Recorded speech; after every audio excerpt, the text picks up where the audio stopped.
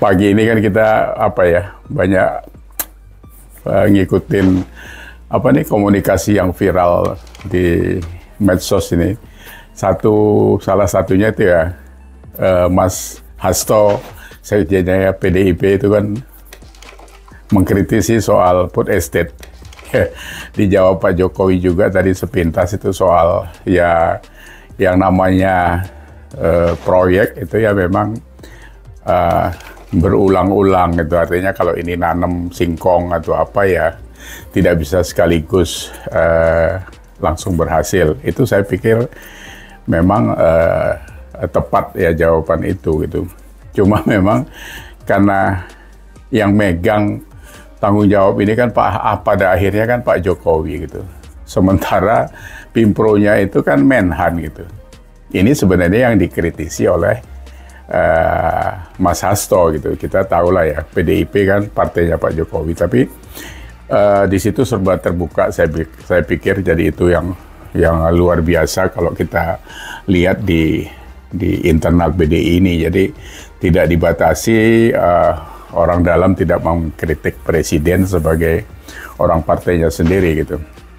Tapi yang perlu kita bergarisbawahi, seperti kata Mas Hasto itu adalah memang ada vested interest di dalam itu. Artinya jadi ada kepentingan-kepentingan kelompok yang terseret di dalam proyek itu. Jadi seperti yang disinggung juga di situ soal Agrinas ini kan kemarin-kemarin kita sudah dengar juga. Jadi Agrinas ini salah satu PT yang dipunyai oleh ya kelompok-kelompok Pak Prabowo karena memang pengurusnya juga Gerindra. Ini sama case-nya dengan waktu di Kemenhan kan ada PT TMI itu, Technical Military Indonesia. Itu juga pengurusnya ada orang Gerindra juga di situ, para sahabat dan sebagainya. Nah, ini yang nggak bisa dihindari. Kita tidak tahu gitu kan, karena ini proyek negara yang besar, apalagi ini proyek ketahanan pangan yang dicanangkan Pak Jokowi pada saat sebelum pandemi kalau tidak salah. Jadi ini waktu itu kan dunia serba tidak menentu sehingga harus mengantisipasi itu. Presiden saya pikir mencanangkan ini sudah sangat benar gitu. Karena kalau tiba-tiba ada apa-apa ya karena tanam singkong mungkin bisa lebih cepat dan hasilnya memang bisa dibuat tepung, bisa dibuat macam-macam lah gitu. Nah, mungkin menurut saya adalah Pak Prabowo ini kan apa ya, harusnya punya managerial skill atau punya ilmu manajemen sehingga kan dia tidak ahli nanam singkong gitu. Wong sekolahnya di tentara, nggak pernah juga turun ke bawah tentang tanam-menanam ini gitu kan. Nah ini kan harusnya bisa dipanggil ahlinya. Masa yang kayak gitu harus Pak Jokowi juga yang breakdown, yang ngebrief, itu kan harusnya tidak. Karena apa gunanya ada menteri gitu kan. Yang diangkat menteri itu kan harusnya ya punya apalah ya, daya pikir, pola pikir yang sudah cerdas gitu kan. Ini kalau mungkin babat hutan 600 hektar kalau nggak salah saya dikerjakan dulu, yang duluan dikerjakan dengan uang 1,5 triliun yang katanya dipertanyakan entah kemana-mana itu gitu kan. Kita nggak tahu detailnya lah.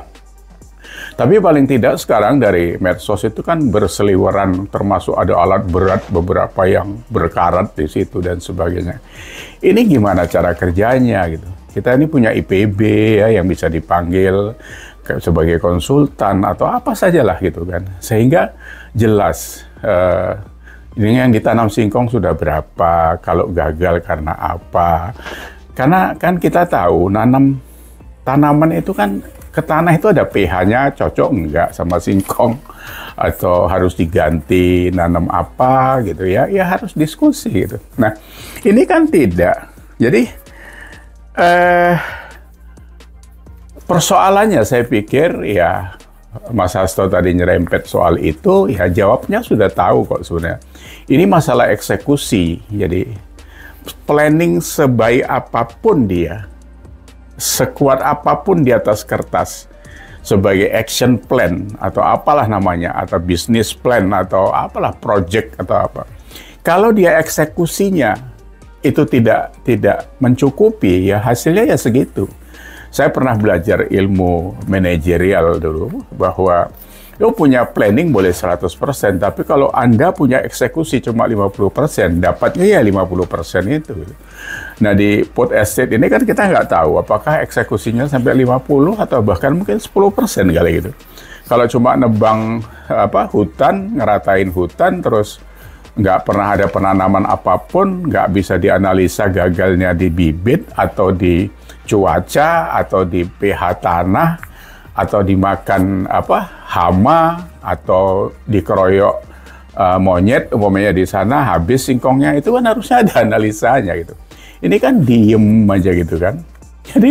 Jadi Pak Prabowo kalau pas kayak gini tuh sebenarnya dikritik sana sini, itu dia nggak jawab tuh. Sama dengan Pak Jokowi, kalau dicaci maki kan dia diem aja, tapi di sana diemnya tuh diem karena dia bener gitu. Kalau ini kan diemnya karena salah gitu. Ini harus dijawab, bos. Duit dipertanggungjawabkan, ya kan? Nggak bisa terus 1000 bahasa tidak menjawab, tapi duitnya hilang gitu. Saya nggak tahu lah, mudah-mudahan tidak seperti itu.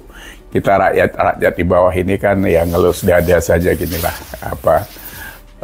kok sampai kayak gitu. Padahal katanya ya utang kita banyak. Kalau ngomongin Pak Jokowi kan utangnya banyak dan sebagainya gitu. Tapi begitu dikasih proyek malah duitnya dihambur-hamburkan. Itu yang dibaca oleh rakyat di bawah ini gitu ya. Nah,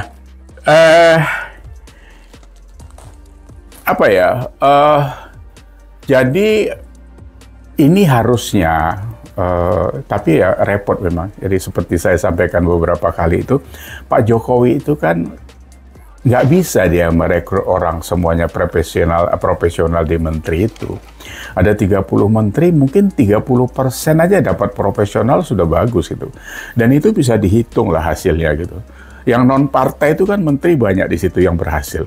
Pak Basuki umpamanya, terus Bu Sri Mulyani, Bu Retno, terus Budi Gunadi Menkes, siapa lagi situ?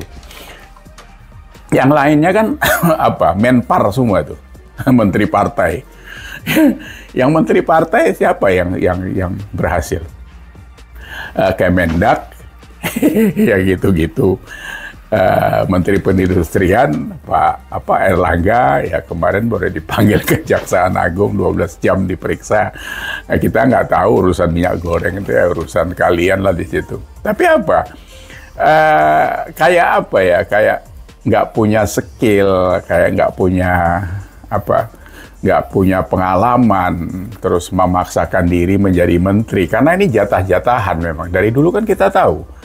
Di partai-partai ini kan dari dulu kalau jadi koalisi itu kan minta jatah itu 3 partai, 4 partai gitu. Terus pada bengong semua gitu. Tiba-tiba jeder, ketangkap KPK. Ini harusnya disudahi lah gitu.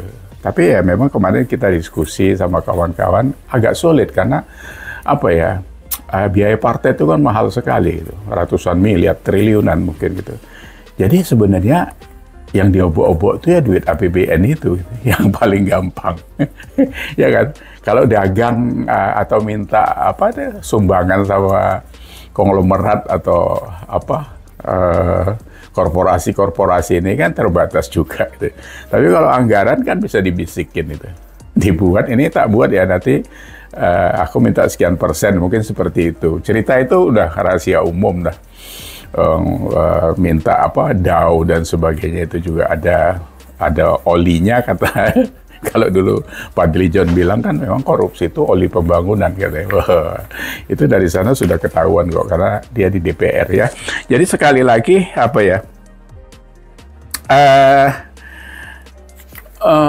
kasusnya Pak Prabowo dikritisi Mas Hasto, dijawab Pak Jokowi. Ini sebenarnya kan sudah dari kemarin-kemarin lah, nggak usah dikritisi, juga orang tahu karena dari sejak Ibu Koni Rahakundini Bakri bicara soal TMI kita sudah tahu. Terus Bu Sri Mulyani terakhir juga bicara bahwa pemborosan belanja yang paling besar di kementerian itu ya Kemenhan 21,3 triliun itu. Jadi ujung-ujungnya kita tahu karena ini mau pemilu, apalagi mencapreskan diri, apakah ini butuh dana tambahan atau tidak, ya kita bukan ngomong kalau ini ada dana menjadi dana siluman, tapi ya kalau lihat benang merahnya ya bisa iya, bisa tidak gitu ya. Mudah-mudahan tidak lah gitu kan. Mau jadi presiden yang mau minta mandat dari rakyat, masa terus menyengsarakan rakyat, itu harusnya tidak demikian. Jadi itu respon kita tentang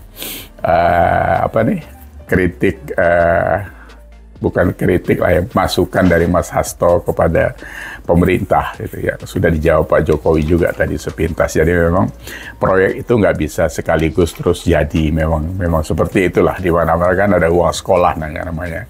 Ini habis ini tindak lanjutnya bagaimana, itu saja. Apakah project directornya masih Pak Prabowo atau harus diganti dan sebagainya, atau itu proyek dihentikan, itu kita tidak tahu ya. Jadi demikian respon kita hari ini. Terima kasih sudah menyimak. Sampai ketemu di lain isu yang lebih menyegarkan.